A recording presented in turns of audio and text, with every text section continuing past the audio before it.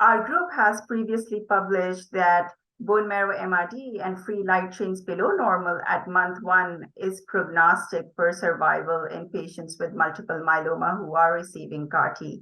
So we think our 3-site single institution study adds value to the existing literature, since PET provides systemic metabolic evaluation, including a plasmacytoma that is not evaluated by a bone marrow. So in our study that included 161 patients who received different CAR-T products as standard of care or on phase 2 and beyond clinical trials between 2018 and 2022, we found that all the patients who were bone marrow MRD negative and were PET MRD negative also had free light chains below normal. And this was the group with the longest overall survival and progression-free survival. So, and in addition, when we did like a serial follow-up through year 1, we found that the rate of conversion from MRD positive to MRD negative was really low. So in conclusion, this MRD positive at month 1 is really a very high-risk population, which could benefit from an early intervention. So what we want to say is that clinical trials should be designed around these patients to understand the immune biology of resistant clones and to treat these patients better in their future.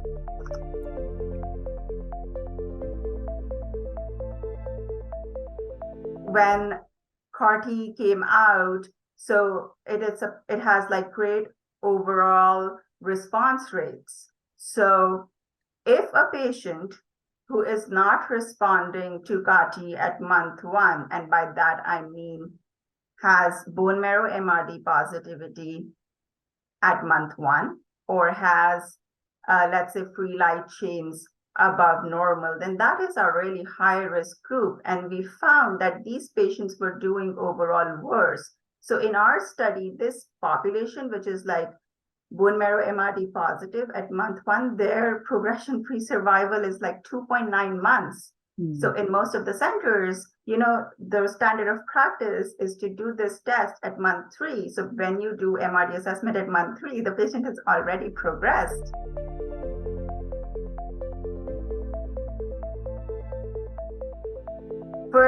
I think the end goal is to develop a tool for MRD assessment, because no single test on its own is sufficient to assess minimal residual disease. They have varying sensitivities, and so some people can be like, oh, NGF, some can be like NGS, others like PET or Malditalk, and so many new research is coming in this field. So I think the end goal is to find one tool which can help the physicians to really assess MRD and predict the survival of patients and risk stratify them accordingly. Currently, the thing is that for our study, the imaging was assessed by radiologists at Mayo Clinic. So imaging assessment in myeloma is not really, SUV over, let's say 3.5, it's PET positive, otherwise it's PET negative. We don't have those clear-cut demarcations, and that's like a parallel study going on the side. If we can find those PET biomarkers, which will help the clinicians, really assess MRD based on PET on their own. And,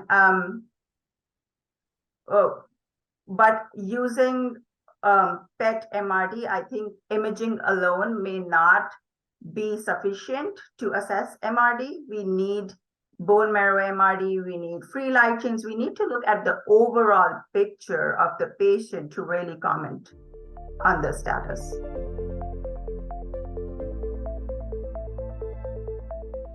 From our study, because this is like a single institution study, we cannot really make very substantial claims that, this is how the real world population is. There is emerging literature from registration studies, which was presented at ASH in 2022.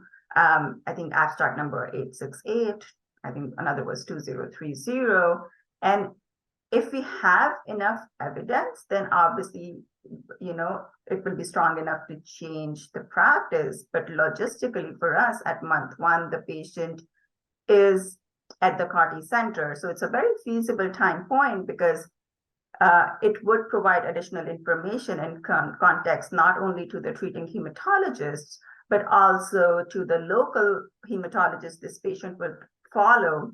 And it can also, let us know if this patient is going to achieve sustained bone marrow MRD negativity or not, and what is the risk category for this patient. If this patient is like MRD positive at month one, we know this patient may not do really well and would need a closer follow-up.